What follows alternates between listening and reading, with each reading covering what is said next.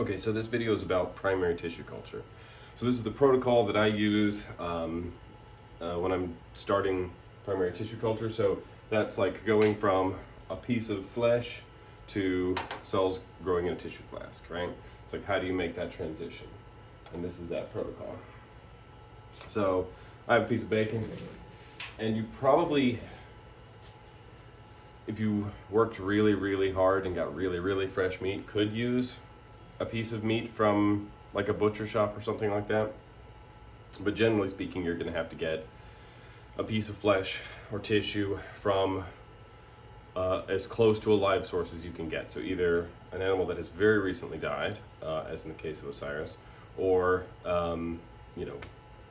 tissue from a biopsy or an injury or something like that. Like, for example, Josiah has some of his finger cells growing in tissue culture because he accidentally cut a chunk of his finger off in the lab during lunch. So the process is pretty straightforward. It's really not complicated. It seems a little intimidating, but it's not bad, and you don't need a lot of special equipment. This is another one of those things you can do without CO2 incubation and a flow hood and all of that. So first thing I'm gonna do is clean up my workspace, put my gloves on, so just some alcohol, give it a little bit of time, be really careful with these protocols. This is not really the careful part yet. And normally I am the first to tell you you don't have to be as sterile as they say you do. You just have to be sterile smart.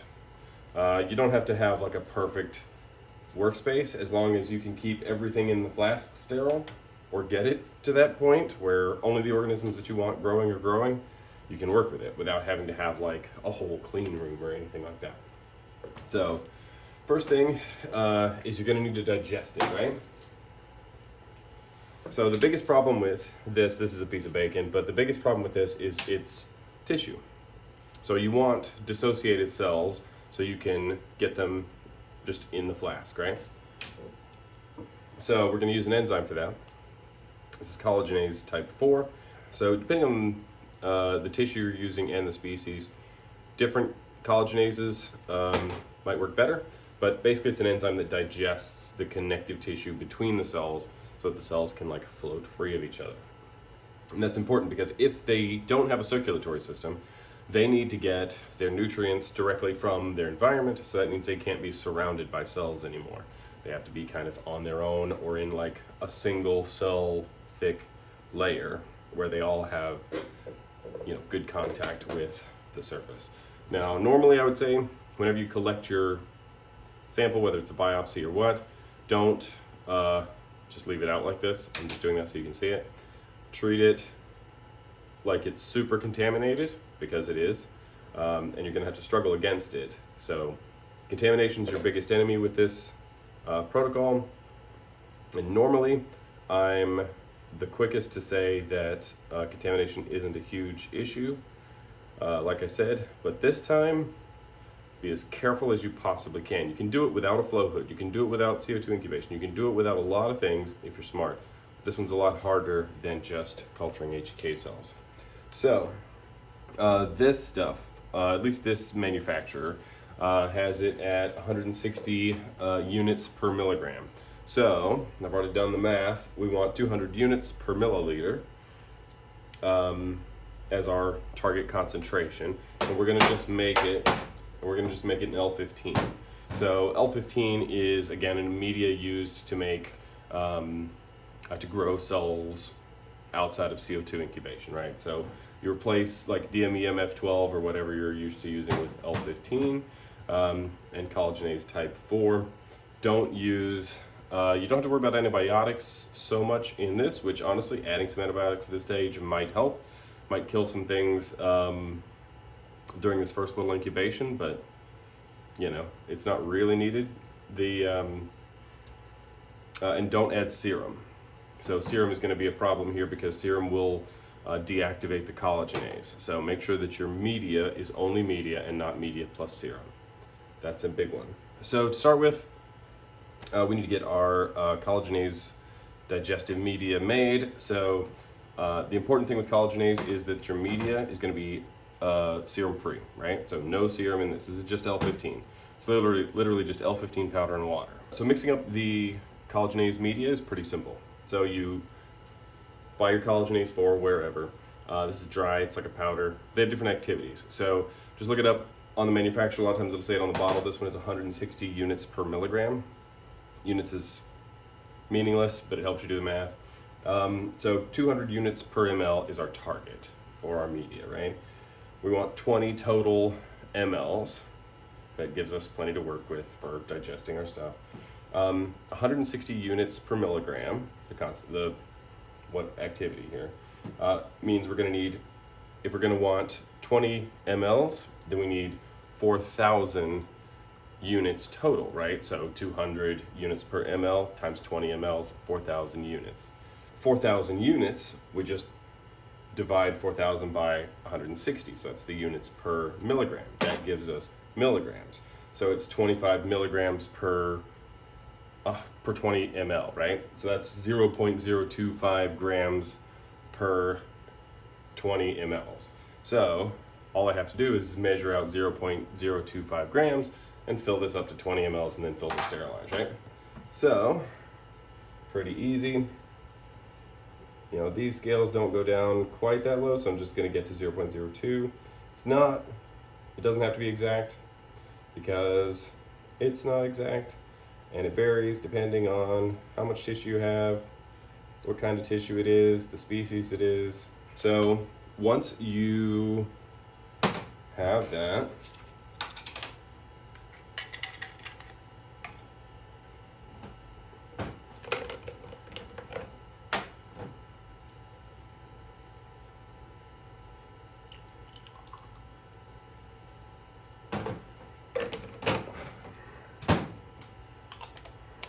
add your L15. Now you got this media, right? It'll get kind of cloudy. And it's important that it's L15 without serum. That's a big one because the serum will inactivate it. Okay, so now that you got your media mixed together, the thing you're going to want to do is filter sterilize it. So you're going to take a syringe.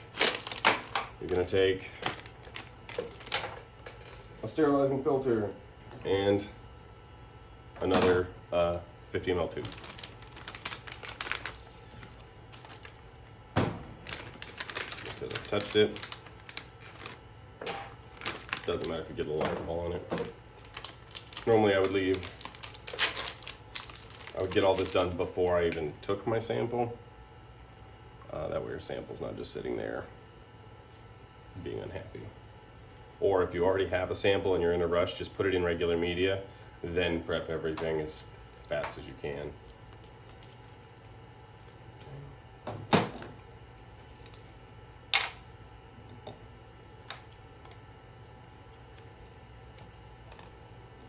going to filter sterilize.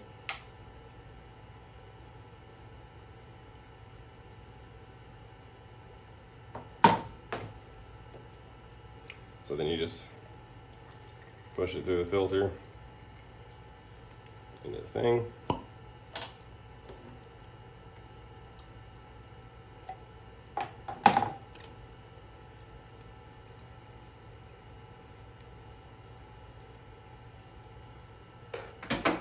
That stuff doesn't dissolve amazingly, so it will clog up the filter pretty fast.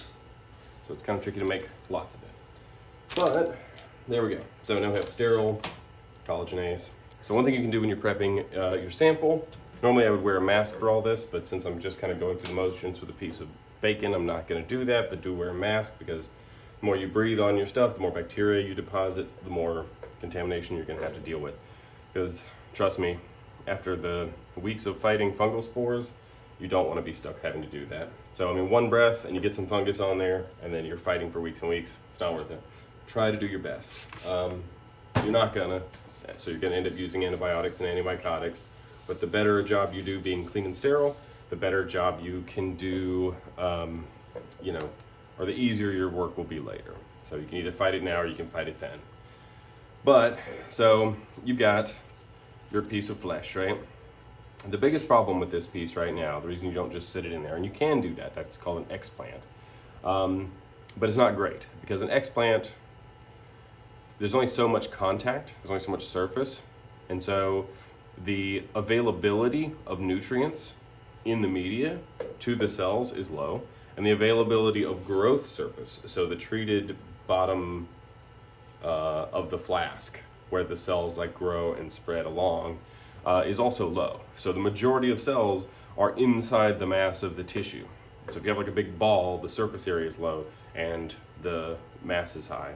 So what you want to do is dissolve it, and that will spread all the cells out, so all of their surfaces can be in contact with the plate and with the environment, or with the media in the environment. So that gives them a really, really good chance of being able to survive. So I'm going to use this dissection kit here. All I really need is the scissors, maybe the tweezers, but okay.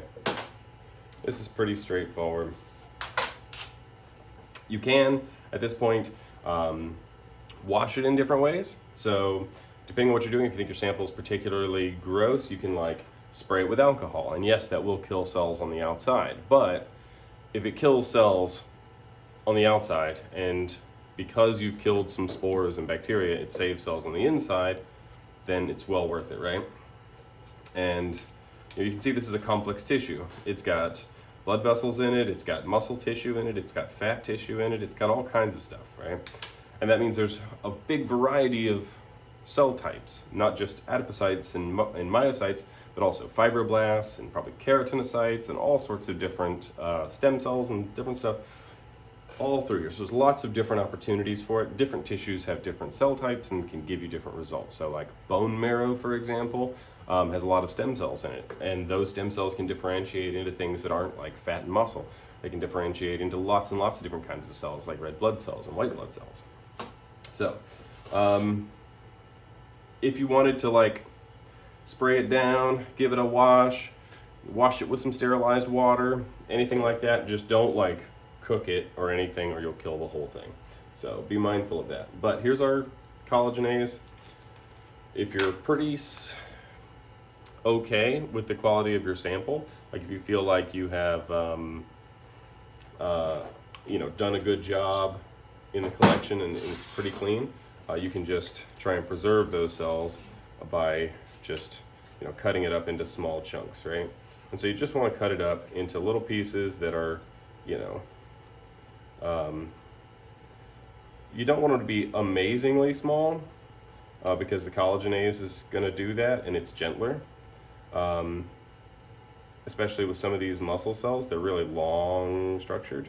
So don't worry about trying to cut it into like, don't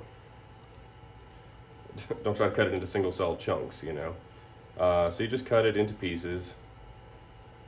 And you could probably, if you went to, I don't know, maybe a farmer's market or something, and you got a piece of meat that was a day old, you could probably do something like that. And so you've got these little chunks. Some of these are a little big. I'm going to cut them a little more afterward. And now we're just going to load them up here. It would actually be better to use the tweezers, but... And I didn't do it because I'm in a rush, but spray down, sterilize all your tools, all your surfaces. I'm not going to get anything because this is ancient bacon, but again, be really, really careful about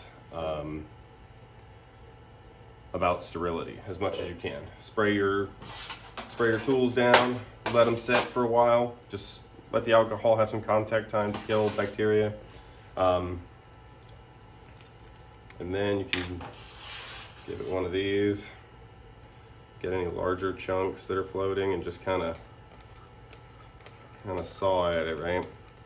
You just want to break it up as much as possible for the collagenase now. They don't have to be teeny tiny pieces, like I said, but you just want to help the collagenase have access to sort of those internal surfaces so that it can start breaking this stuff up. Then give it a good shake. You don't have to be that gentle. These cells are surprisingly tougher than you think, but you can already see it's kind of breaking down a little bit. Some of that's like fat spilling out and things like that. But you're going to digest it for an hour.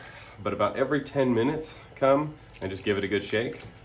That way, any cells that, as the collagenase does its job, the cells are kind of like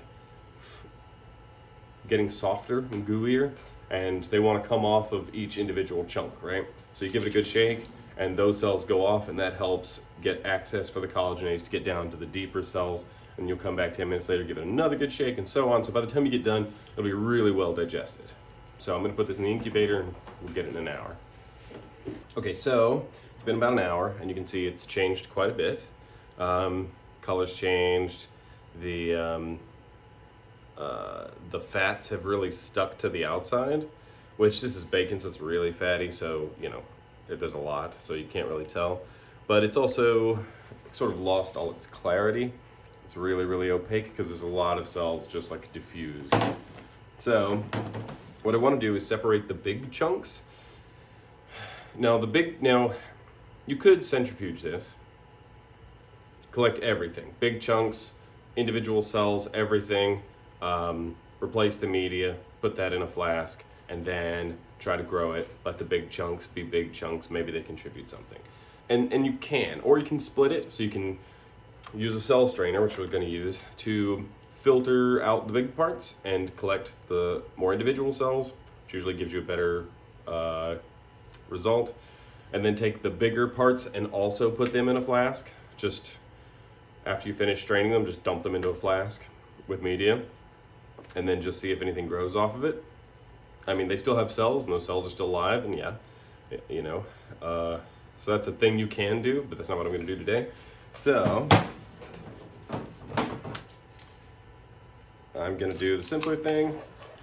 If you're not sure of your sample, like if you think your sample has a really good chance of being super dead, maybe just try and inflate everything you can. Try and get everything you can in a flask. Because otherwise, you know, you're throwing away cells that might have begun something. But it's better to get rid of the big chunks if you can. So these cell strainers, especially when you have this much fat, will clog up really fast, but you can kind of like pick them up, and once they kind of get a little like liquid seal, sometimes you can get them to like have like a suction.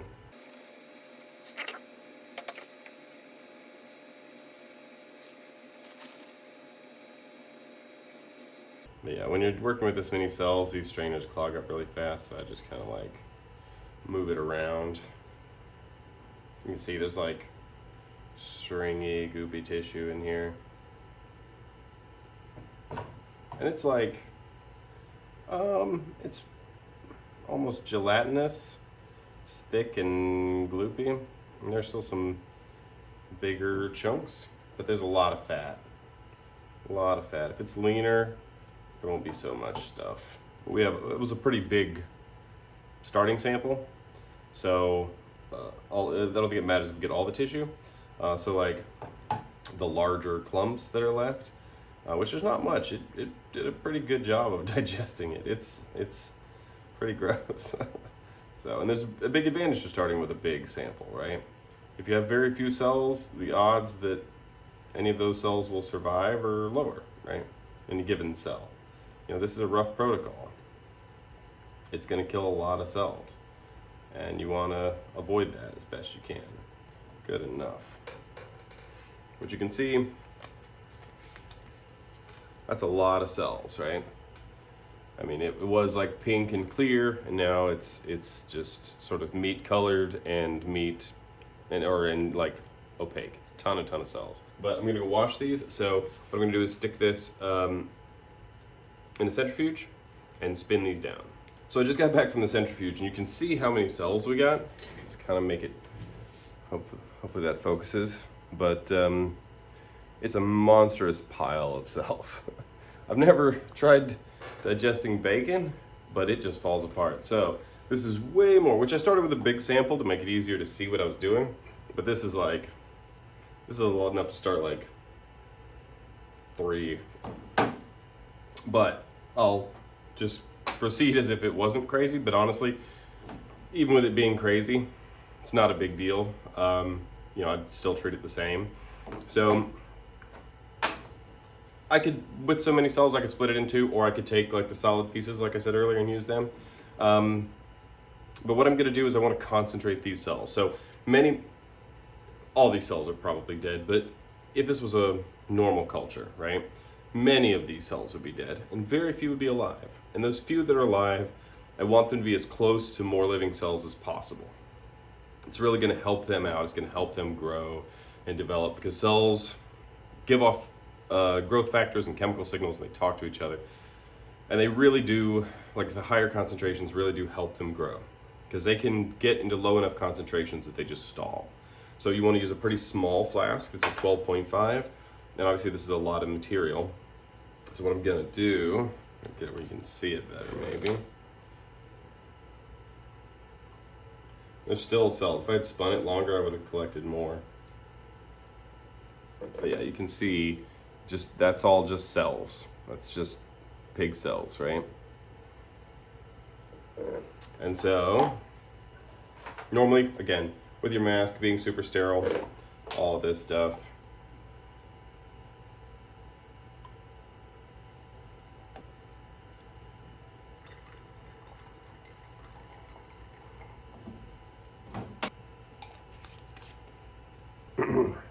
I'm just going to resuspend these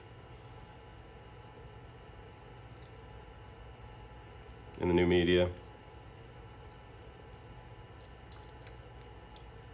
They should break up pretty easily.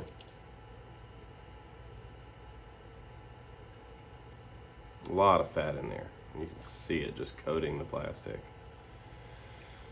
Which honestly, that's not terrible. Yeah. It's pretty well broken up. You can get in there and pipette it if you need to, but if you go through the cell strainer, it shouldn't be clumpy enough for that to be a problem. Then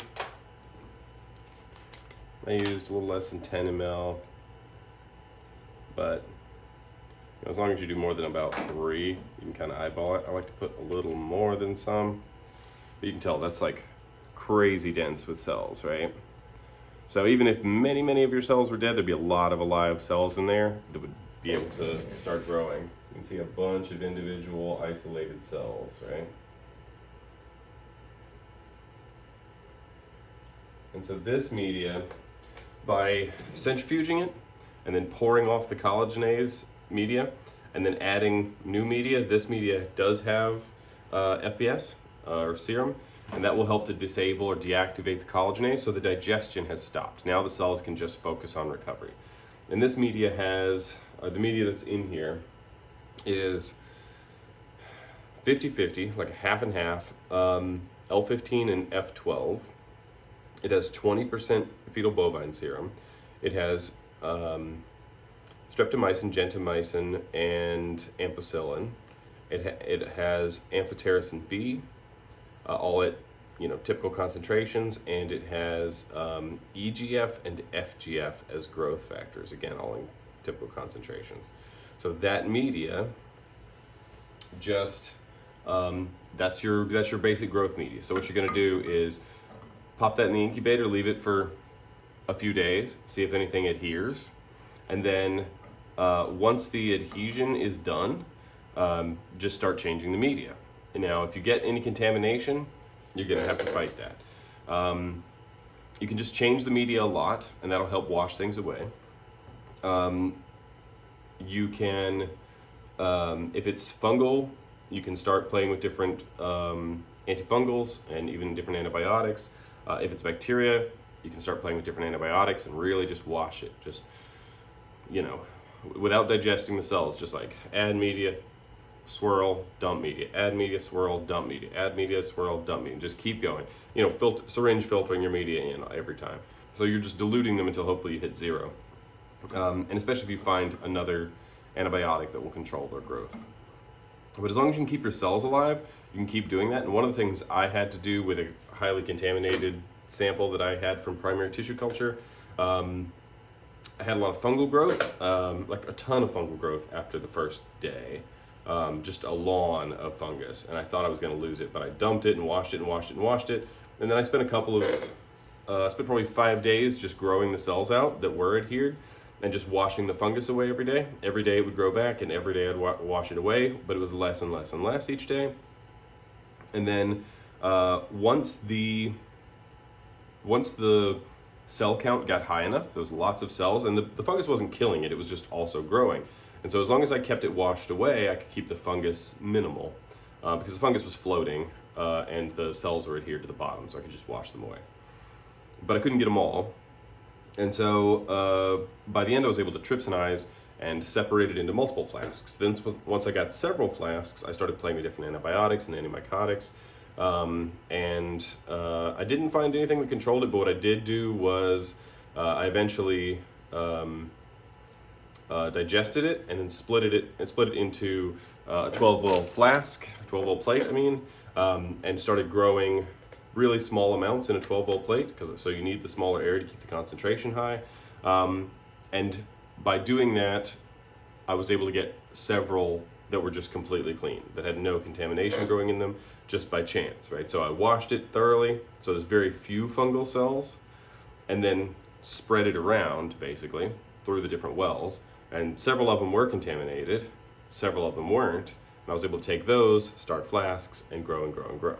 So there's different methods for trying to fight contamination, but yeah, you could probably dilute this with another, with the same volume of media, another 10 ml, and split it into 2 and be perfectly fine. This is actually probably kind of a crazy amount of cells, but the process is the same. So depending on, I think just try to get a high concentration of cells so that your cells have,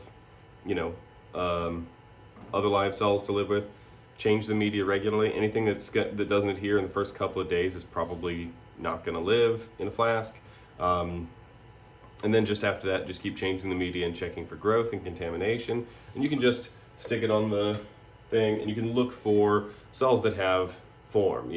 There's some uniformity. You have sort of triangular cells or sort of rhomboid cells. You'll see 2 or 3 of them, in different places. And then after a few more days, once you're changing the media, you'll see little clusters where there's 8 of them all right next to each other, and some over here and a little cluster over there, and that's how you know that they're growing. So those isolated cells have started to propagate, and eventually you'll have a whole flask full.